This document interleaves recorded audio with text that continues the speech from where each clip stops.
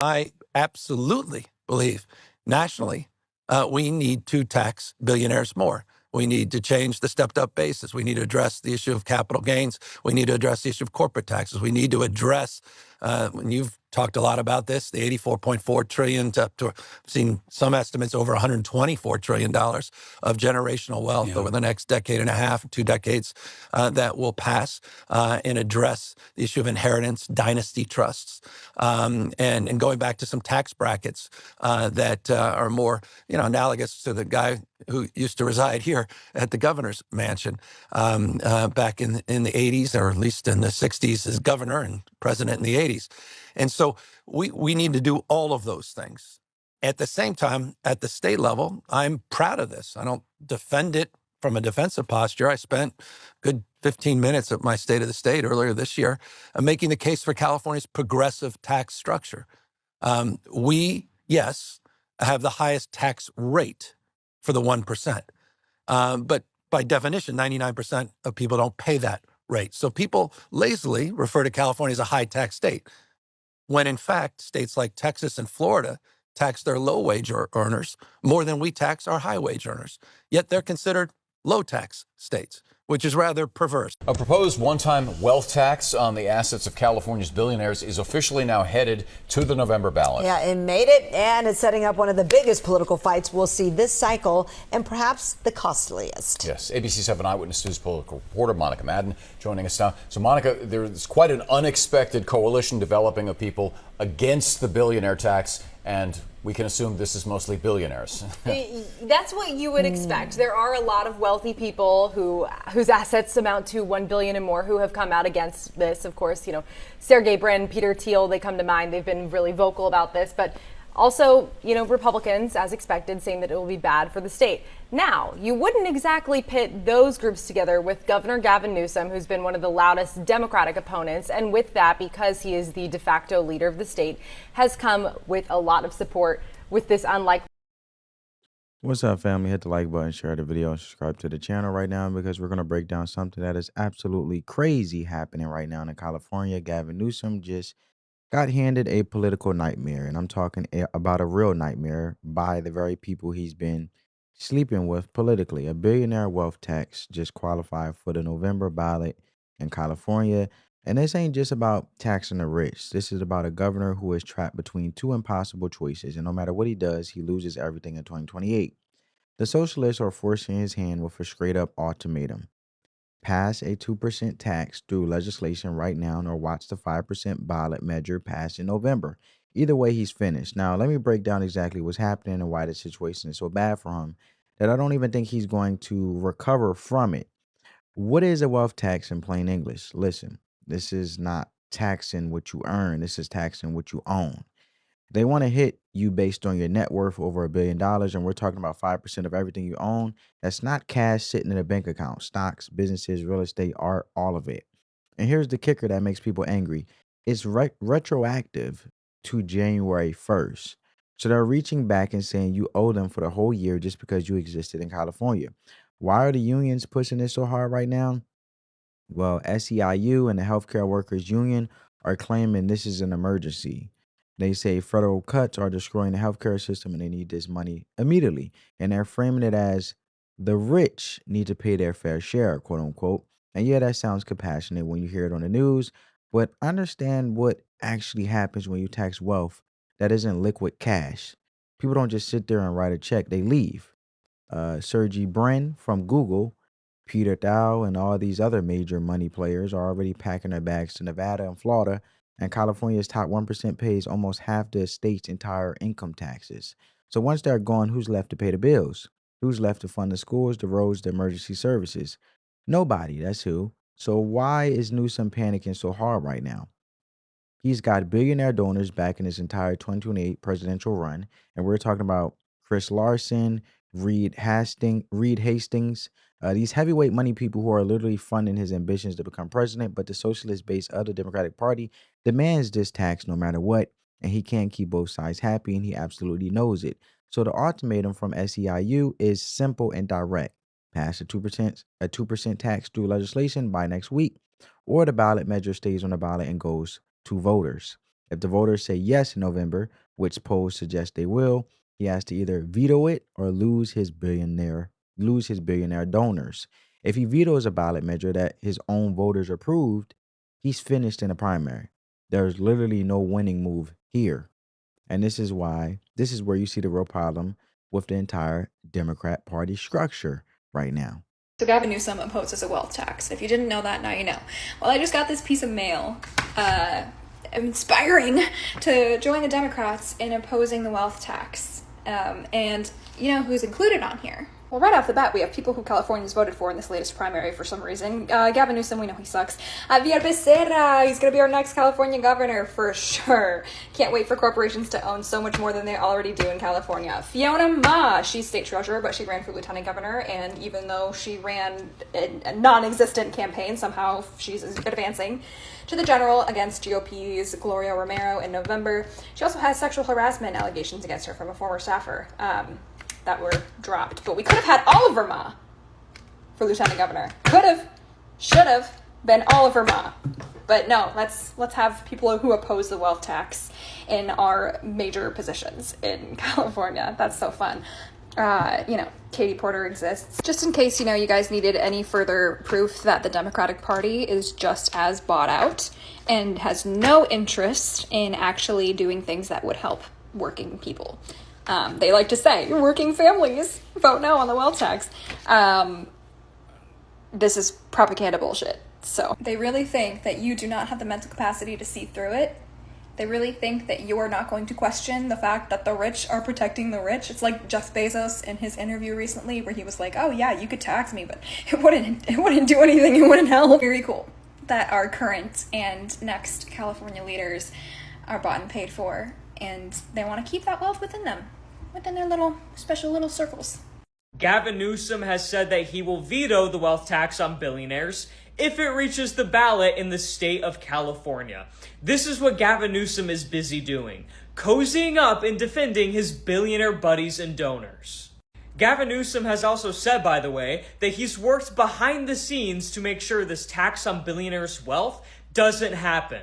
This is just another reason why nobody should support this guy in the primary. All he's going to do is just want to maintain the same status quo that gave us Donald Trump.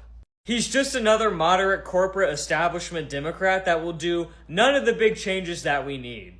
And when it comes to most Democrats like Gavin Newsom, you're really just going to get small incremental changes that don't really do anything in the long run. We need someone that runs on left-wing economic populism, someone that supports universal health care, somebody that wants to stop sending taxes to Israel, which, by the way, Gavin Newsom is a big supporter of Israel. We also need somebody in the presidency that wants to solve wealth inequality in this country. And as we see right here, Gavin Newsom is doing everything he can to make sure that doesn't happen.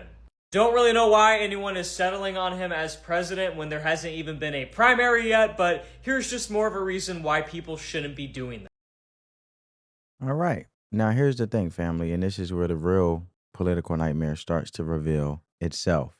The primary problem, and I mean the actual core of his dilemma, is that the base of the Democratic Party is now socialist, period. Every single Democrat voter in California wants to tax billionaires.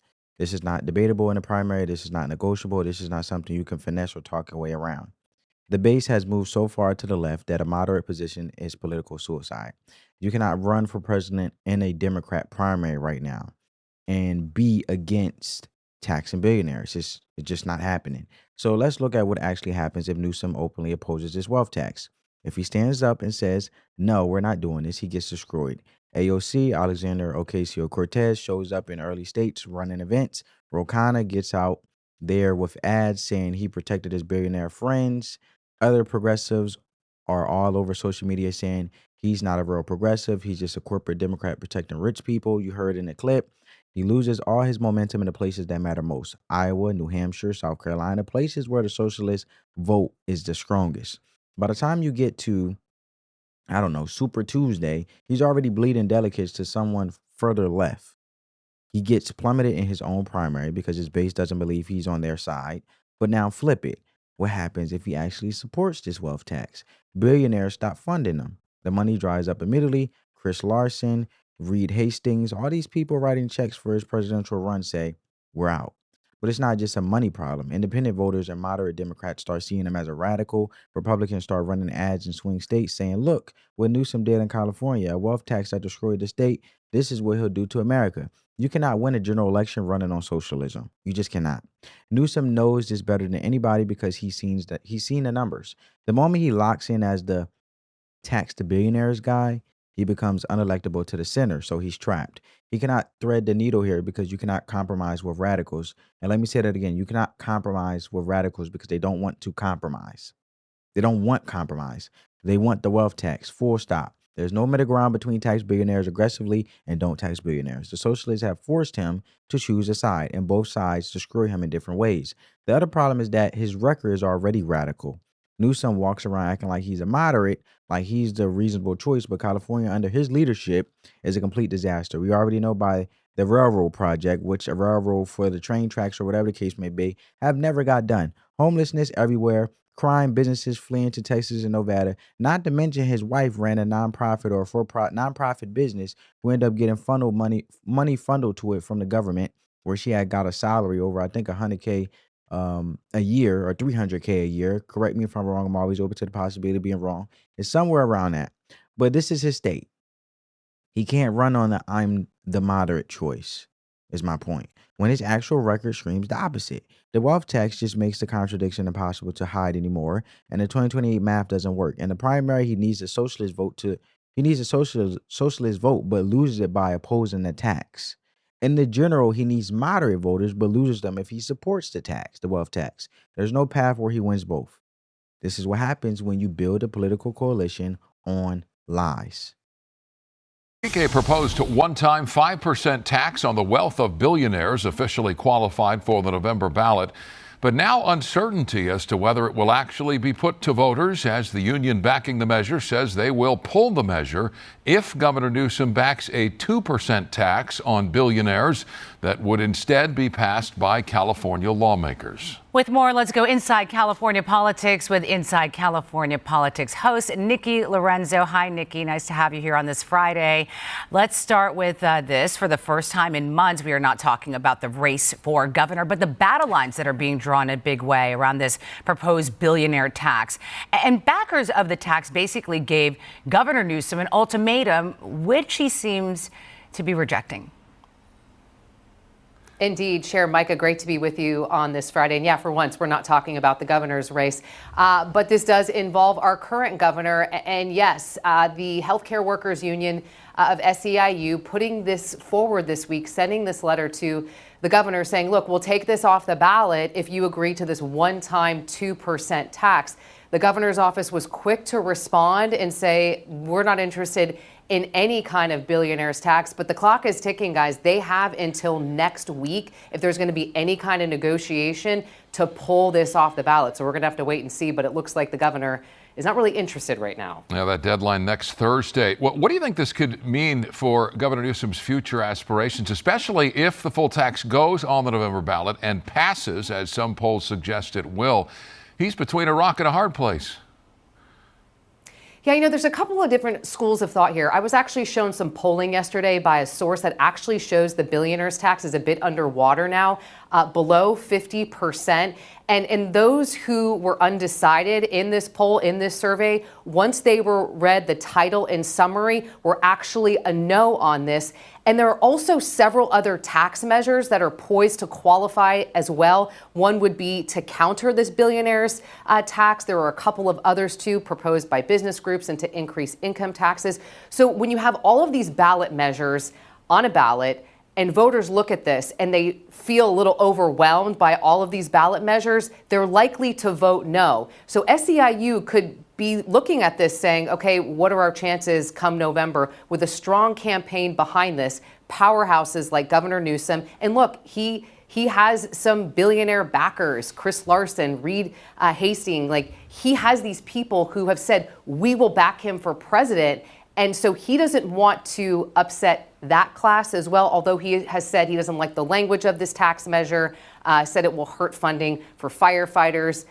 in teachers. So the devil's in the details there, but we'll have to see how this plays out. It is delicate, obviously, and also potentially impacting Newsom's future aspirations. Nikki, his claims this week that he and his wife are under investigation by the Trump DOJ. Now, we don't know much, but let's talk about this purely politically. What has been the fallout since this announcement Monday?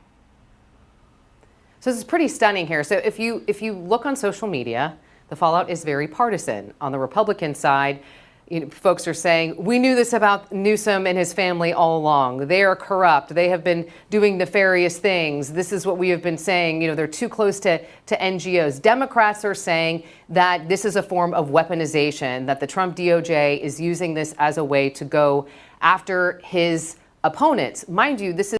You can't say that because all of the hospice fraud, where they actually went to hospice centers or alleged hospice centers where these so-called addresses of these hospice carers was taking place, and it wasn't even a hospice care happening under his watch as governor.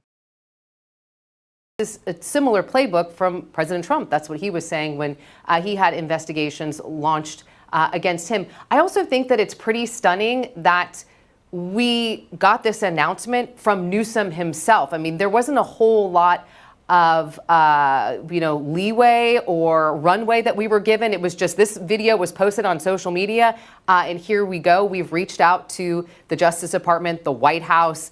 On Capitol Hill, Todd Blanche, the acting AG, was asked about this, and no one's giving any comment. So it's been pretty stunning to see that you hear this from Governor Newsom. But look, he's been raising money off of this. It wasn't long after he made that announcement and reporters started covering the story that he sent out a campaign fundraising email. So if you're looking at this from the political lens, Newsom is out in front of it.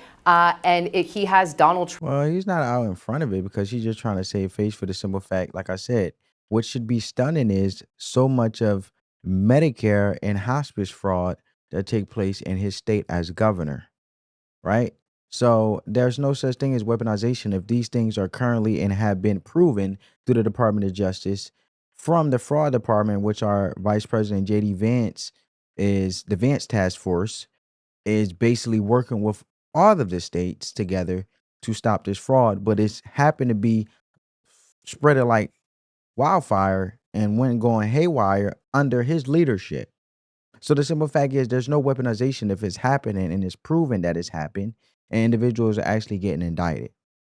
And in regards of her mentioning about the healthcare workers and things like that needing the money now that I explained with this tax to billionaires tax, SIEU is basically the Service International Employee Service. It's the Service International Employees Union.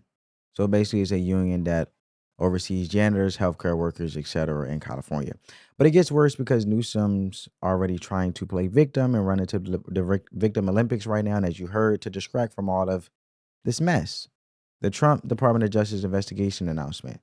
That was classic misdirection out of nowhere. He's claiming that he and his wife are under investigation by the Justice Department, and he doesn't wait for the story to break on its own. He announces it himself on social media with no warning, no context, just a video, and then almost immediately he starts fundraising off the persecution, quote unquote, narrative. And this is a textbook distraction play when your political position is absolutely collapsing around you. Now, why is he doing this right now? Timing matters, family. That's why. The wealth tax is killing him politically. The billionaires he depends on are making plans to leave California, and there's nothing he can do to stop it. His entire presidential campaign is already struggling, and the primary hasn't even started yet. Playing the victim to donors is way easier than explaining why his state is falling apart under his watch. The money trial here is obvious and is ugly. Within hours of announcing this Department of Justice investigation, within hours, he sends out fundraising emails. Help me fight the Trump Department of Justice. That becomes a cash grab. His donors are already nervous about the wealth tax threatening their money. So now he's giving them a totally different reason to send checks, a reason that has absolutely nothing to do with his actual record or his actual failures. And what this tells you about the Democrat Party is literally everything. They love billionaires when those billionaires are writing checks to their campaigns. All that tough talk about taxing the rich and the billionaires need to pay their fair share, that's just rhetoric for the socialist base. When it comes time to actually do it, when push comes to shove, they protect their donors every single time. And the socialists finally caught them in the act, and they forced Newsom's hand and expose what the Democratic Party really cares about: money from rich people, not principles. And the capital flight problem he can't solve is real, and it's accelerating. And when you start taxing wealth that isn't cash, people move their lives. You can't tax somebody who doesn't live in your state anymore. And California is already bleeding population and businesses to other states. A wealth tax will speed up that exodus, and Newsom knows it better than anybody, and this is why he's panicking so hard, and his entire political future depends on keeping the billionaires happy. But his base demands he destroys them. Why does this completely break his 2028 run? Because he's supposed to be the sane Democrat alternative to the socialists. That's his whole brand.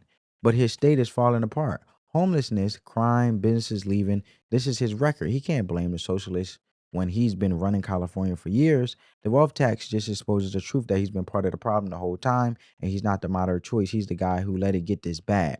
So here's what you need to understand about what's happening right now. The socialist wing of the Democratic Party didn't just gain influence, they took over completely, and the base is now socialist. That's not exaggeration. Every major Democrat voter in California is operating from a socialist framework. They believe billionaires shouldn't exist. They believe unrealized gains should be taxed. This used to be fringe thinking. It's mainstream now. Newsom understands this better than anybody because he knows his party has shifted completely. So what does that mean for his 2028 presidential run? It means it's already over.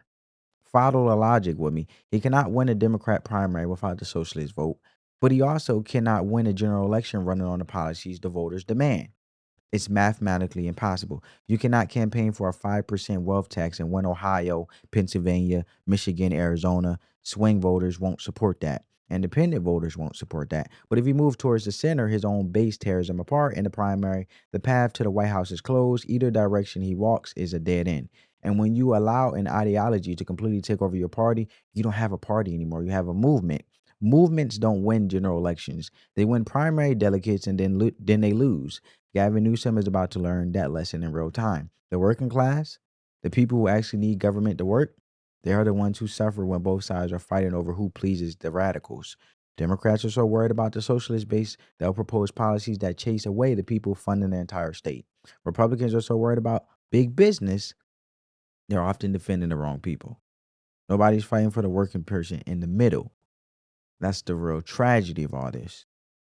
The beautiful, and I mean ugly, part is you're watching Democratic messaging collapse in real time. For years, they told working people one thing while doing another. They say tax the rich, but protect their donors. They say help the working class, but implement policies that drive up cost of living. They say we're fighting for you, but they're fighting for power. Gavin Newsom is the living embodiment. How can I put this? He's the living embodiment of that contradiction. He can't hide it anymore. The socialist forced his hand and exposed what was always true. The Democrat Party has been captured by an ideology that doesn't care about practical outcomes. It only cares about signaling to the base that you are on their side ideologically, even if the policies don't work, even if they hurt people, even if they drive businesses out of the state. And when you let ideology run the show instead of results, you end up with California. You end up with a governor who can't move without destroying his political future, and you end up with regular people completely abandoned by both parties. And this ain't about billionaires anymore. This is about the complete breakdown of governance when one party is captured by extreme ideology that can't be negotiated with. Newsom tried threading the needle. He'll find out it's impossible. When he fails, and he will fail, it confirms everything Republicans have been saying about radical ideology. But Democrats won't learn from it. And this is what happens when you get in bed with radicals. You can't control them. Newsom thought he could manage the socialists, but they just took over. The working class always pays the price when the government gets desperate. So let me know what you think in the comments. Hit the like button, share the video, and subscribe. Spread the peace, love, and positivity. And I want to leave with a scripture. For a story like this, when you're talking about leadership or leaders being trapped by their own greed, I should say, the consequence of radical ideology, and the reality that you can't keep taking from people without everything falling apart. Proverbs chapter 11, verse 28. And it says, he who trusts in his riches will fall, but the righteous will flourish like foliage. And this scripture hits home because it speaks directly to the billionaires Newsom is trying to protect. The politicians who think money will save their careers, and the foliage, which is the regular hardworking people who are the ones actually keeping things alive. It's a grounded piece of wisdom that fits this perfectly when it comes to, saying it in plain English. Because when you think about it, you can sit there and think that riches is what keeps things sustained, but it really doesn't. You might think that these riches and these donors can keep this whole thing sustained, but the word says otherwise. You can't build a house on sand and act surprised when a tide comes in. And that's just what I'm saying. It's not just about the money, it's about the false security that comes with it. You can have all the billionaire donors in the world and think you're untouchable, but when a foundation is built on greed and radicalism, that money won't stop the fall, which is happening, right? So I'm gonna leave it there, family. Let me know what you guys think. At the end of the day, money is just a tool. But if you're ignorant with money, basically nothing will be sustained. It's the same thing as saying that money exposes more of who you are. And then on top of that, you can have all the money in the world, but if you don't have the character that keeps you, then you'll do foolish things with the money and swear that just because you have money, you'll be full of yourself, trusting in the rich's downfall. I'll leave it there, family. Let me know what you guys think. On that note, peace.